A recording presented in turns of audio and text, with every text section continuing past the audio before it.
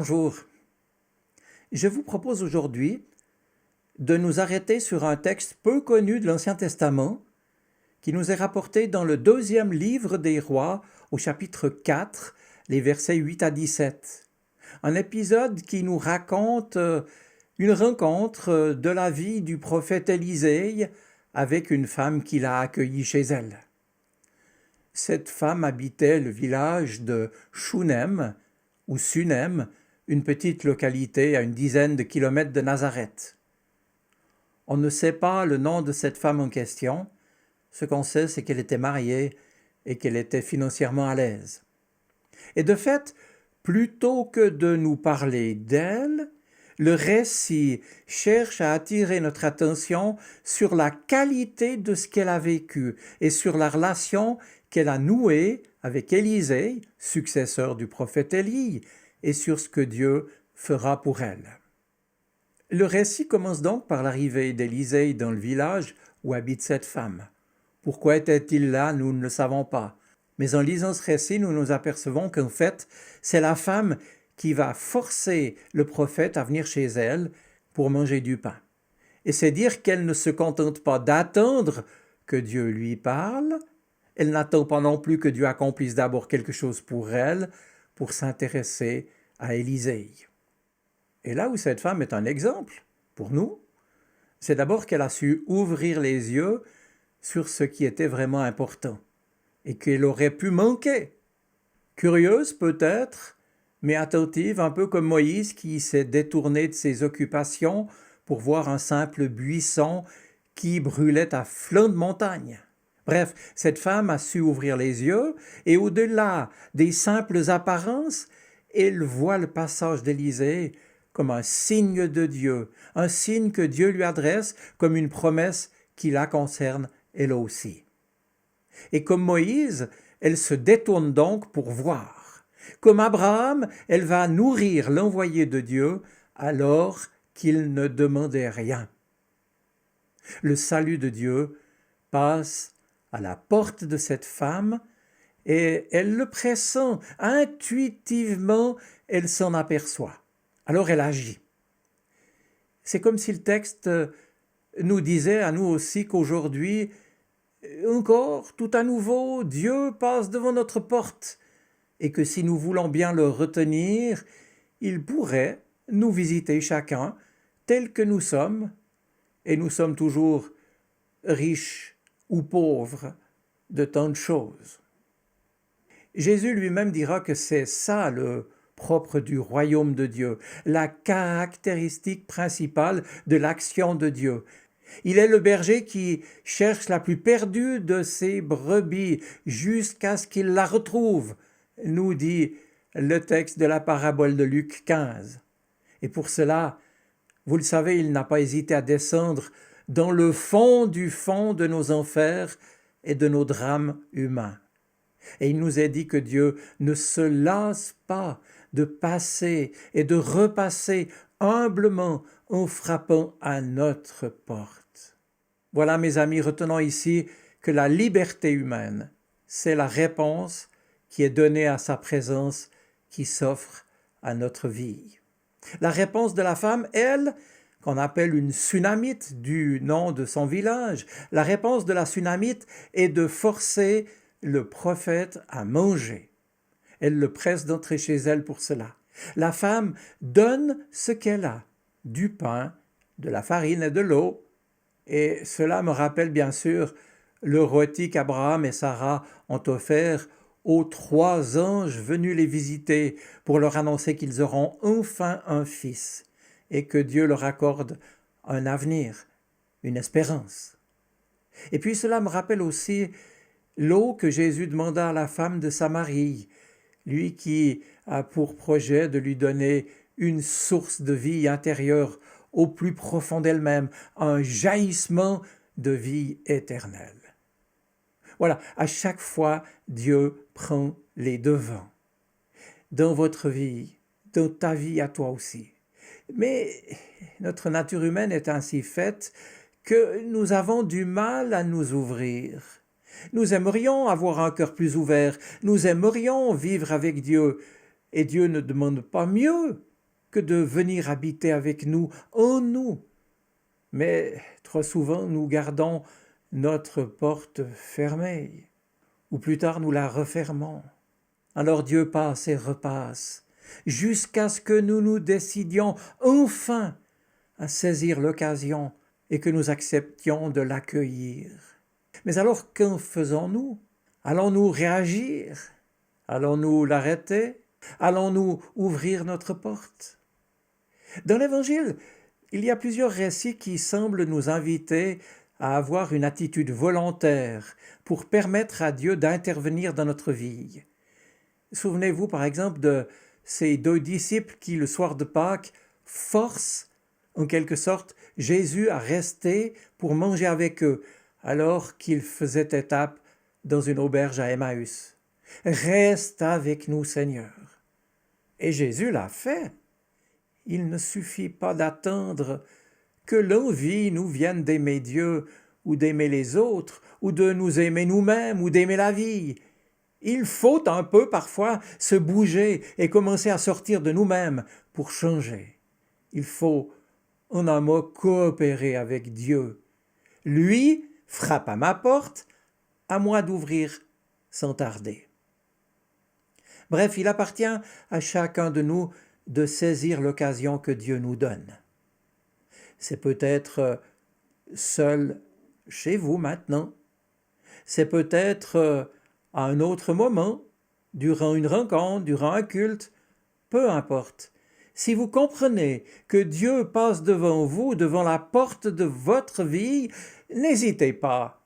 Ouvrez-lui votre porte, faites-le entrer. Vous savez, il y a quantité de moyens d'inviter Dieu dans sa vie. L'important, c'est de le comprendre. C'est de comprendre que Dieu attend surtout votre réponse, que Dieu attend que vous vous ouvriez. Mais pour cela, il est nécessaire d'avoir une attitude volontaire, je le répète, et décider résolument à l'inviter à entrer. Revenons à notre texte. La Sunamite force donc en quelque sorte Élisée à venir manger son pain. Et le prophète viendra une première fois. Et puis peu à peu, il finira par venir et manger sans qu'on le force, même si sa visite reste parfois difficile à prévoir. Il passe et quand il le décide, à mon avis jamais par hasard, quand peut-être la femme elle-même a besoin d'être nourrie spirituellement ou qu'elle est prête à avancer un peu, le voilà. Mes amis, retenons que cette histoire nous propose donc de rechercher la présence de Dieu. Vous savez, il y a un verset qui m'a toujours impressionné dans l'Écriture.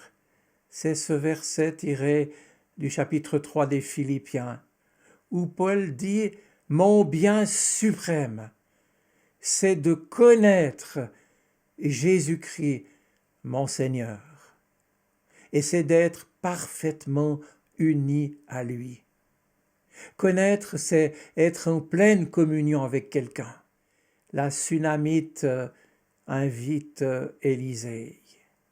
Elle veut l'accueillir chez elle parce qu'il vient de Dieu et parce qu'il exprime la présence de Dieu qui donne du sens à nos vies. La présence de Dieu dans ta vie, dans ma vie, dans nos vies donne du sens à notre vie. Or, dans le livre des Rois, le 2e, au chapitre 4, dans la suite du récit, il nous est raconté qu'elle recevra un salut, un cadeau qu'elle n'imaginait même pas. Mais dans un premier temps, Élisée ne lui a rien apporté de particulier. Et je retiens qu'elle a cherché à le recevoir, non pas par intérêt, mais par conviction, pressentant qu'il fallait qu'elle le fasse. Ce n'est donc pas sa tête, mais son cœur qui l'a poussé à ouvrir sa porte. Et puis, je retiens aussi qu'aimer, c'est ça, n'est-ce pas? C'est chercher à nourrir l'autre, même s'il n'a rien à nous offrir. C'est comme cela que bien souvent des parents aiment leurs enfants. C'est comme cela que des frères et des sœurs ou des amis prennent plaisir à se retrouver. C'est comme cela que des petits-enfants apportent une petite attention à leurs grands-parents, même s'il n'y a pas de vrai cadeau à la clé. C'est juste pour le plaisir d'aimer un peu, et parce qu'aimer donne un sens à nos vies et à nos actions, les plus petites comme les plus grandes.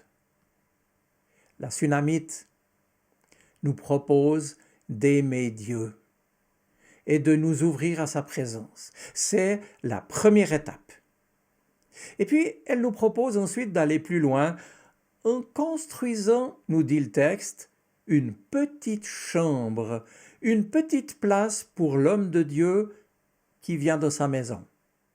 Ainsi, il pourra rester un peu plus longtemps, et même quand il sera absent, sa place restera comme prête, car Dieu a la discrétion de passer dans notre vie comme un ami qui nous rend souvent visite, mais qui ne s'incruste pas. La Sunamite parle d'une petite chambre, mais placée tout en haut de la maison, au-dessus de tout le reste. Elle nous propose de faire, en somme, une vraie place dans notre vie pour la présence de Dieu, au-dessus de toute autre réalité. Elle ne choisit pas de bâtir une simple cabane sur la terrasse, mais de construire en pierre, nous dit le texte. Et quand il voudra venir, Élisée aura ainsi pour toujours une place. Et cette place restera ainsi marquée comme un remerciement et puis aussi comme une invitation confiante. Dieu passe quand il faut. Et l'apôtre Paul, pour revenir à lui, qui disait que le bien suprême, c'est de connaître Dieu et de vivre en pleine communion avec Jésus-Christ, l'apôtre Paul nous propose également de réserver une place en nous pour Dieu. Souvenez-vous, il dit « Nous sommes le temple de Dieu » et ce temple, nous sommes invités à le construire avec Dieu, si possible en pierre, bien sûr plutôt qu'en paille. Poursuivant, dans notre récit, on découvre que la Sunamite décrit même le mobilier qu'elle place alors dans la chambre pour l'homme de Dieu. Un lit, une table, une chaise et un chandelier. La première chose qu'elle avait offerte, c'était de la nourriture. Maintenant, donc, elle offre un lit, une table, une chaise et un chandelier. Eh bien, personnellement, je vois tout cela comme autant de symboles de ce que nous apporte la foi dans notre existence. La foi qui est une ouverture à un acte de création de Dieu en nous et qui nous apporte un repos, une paix, une joie, une lumière, une consolation, une véritable guérison. Oui, notre foi est ainsi comme un lit que nous préparons pour Dieu qui vient habiter chez nous, non pas pour un petit moment, mais pour y demeurer. Et puis, elle est aussi la foi comme une table sur laquelle nous posons notre offrande, nous préparons nous-mêmes à recevoir ce que Dieu veut nous donner de sa présence qui nous nourrit, le pain d'une vie qui a du sens, et une espérance qui ne nous décevra pas, mais qui nous désaltérera. Et puis, mieux encore qu'une chaise, en somme, notre foi est comme un trône que nous offrons à Dieu pour qu'il règne en nous, non pas pour nous opprimer, mais pour que toutes les dimensions de notre être soient plus harmonieuses et que nos relations aux autres soient également plus lumineuses et plus aimantes. Et puis enfin, notre foi est comme un chandelier qui évoque cette lumière que nous apporte le Seigneur, et sa parole qui nous permet d'écarter l'obscurité et d'avancer en sécurité quoi qu'il puisse arriver.